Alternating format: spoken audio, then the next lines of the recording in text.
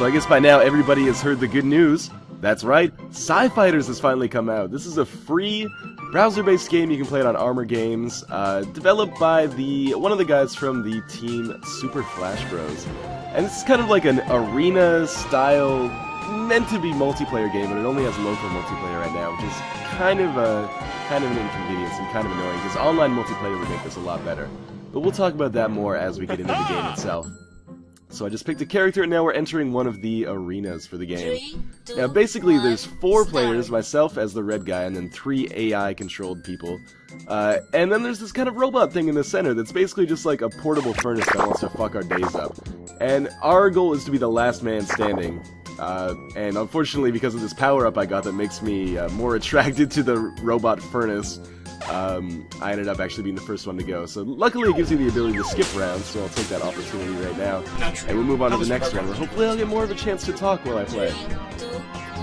So, the first person to win 5 rounds wins. And with 4 people, I'd say the average game usually goes 12 to 13 rounds, which is kind of cool. This is a good distraction, and it's actually a lot of fun, simply because of the whole, like, you get this experience where whenever the robot is coming after you or another person, you're like, oh my god, come on, which is nice. I mean, there's not a lot of depth to this game, as you can see, but it controls well, and I can imagine if they would just add online multiplayer to this, I could waste a lot of time doing this. I really liked games like this when they showed up in, like, Fusion Frenzy or Mario Party. Well, I actually managed to win a game there, even though I had that bait gun on me. The bait gun is the orange goo that kind of people can shoot on you, and then it attracts the monster to you. So there's multiple arenas, but it doesn't really make too much of a difference in variety in gameplay. You can see that one of the computers just fired a laser power-up, and when it hits that person, it sinks them into the ground, so they can be killed much more easily. That red hand up there is super strength. I'm not sure if I'll get a chance to use it, though, because there's only one left. Yeah, it got killed already.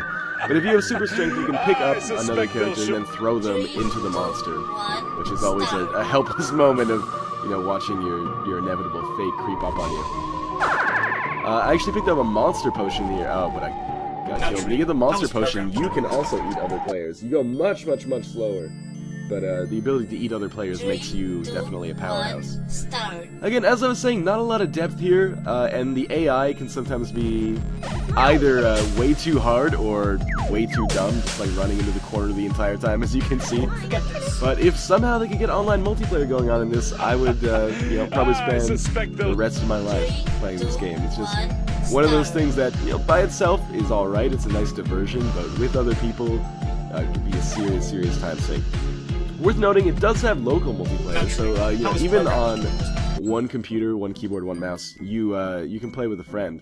I'm not sure if you can get, I think you can only get 2 players. I don't know, I'm kind of flying solo here when it comes to Sci-Fighters here in South Korea, but yeah, so, you know, you got a brother or a friend coming over, you can spend some time playing this.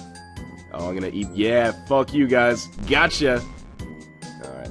The problem with the monster potion is that when the furnace in the center comes after you, I'm just calling this a robot furnace because when it opens its quote-unquote mouth, it's got like red and orange going on in there. But it makes you so slow that it's hard to avoid the robot. But luckily, it just kind of hung out in the corner the entire time there. So I'm only one round victory away from winning the entire match here. But, you know, for some reason, every time I play this, that goddamn yellow robot is really good. And I don't understand how it didn't get eaten there. The robot was right after it. And always, every single time, the green one has been bad, but this is probably circumstantial evidence, or, you know, I've got a little bit of a cognitive bias going on. Oh, get away from me, Lex Luger. Oh, that's bullshit, I was, like, all the way across the map. Anyway, this game is a really good time. Now that we're in, basically, winner takes all, I'll start wrapping this up. I'll put a link to the game in the video description. Encourage you guys to check it out if you were, you know, as much of a Mario Party or Fusion Frenzy whore as I was, that you'd be entertained by this relatively, shallow, but also fun game. This is the kind of thing that I would love to see multiplayer given to on Xbox Live Indie Games platform. I think that would be great. Oh no. If I get eaten, that's game over, the yellow guy. Alright, well, thank you guys for watching. This has been Sci-Fighters. See you next time.